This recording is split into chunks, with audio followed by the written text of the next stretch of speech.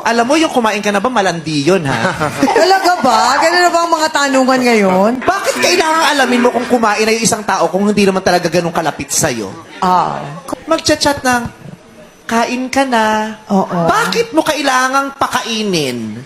At tanungin kung kumain na. Bakit mo kailangan alamin kung kumain na? Yung nanay mo ba natanong mo kung kumain na? O yung tatay mo? Tama. Kasi parang pagpapahiwatig, yun ang konting concern na medyo Diba? may parang pagsisimula ng Correct. Si conversation. Duterte, ba kinamusta nyo araw-araw kung kumain na? Hindi naman, di ba? Wala kayong pakialam. Pero nakikipagsagutan ka sa kachat mo lang na hindi mo naman talaga barkada, pero kausap mo lang. Kumain ka na, oh, anong ulam mo? Ay, bakit? Sunod-sunod na yon mga tatanungin. Sinagot ko din eh. Ako sumagot. Ano? Sinagot mo? Hindi pa. Punta ka dito, may papakain ako sa'yo. pumunta. Oh. Sinungal-ngal ko. Eto, okay.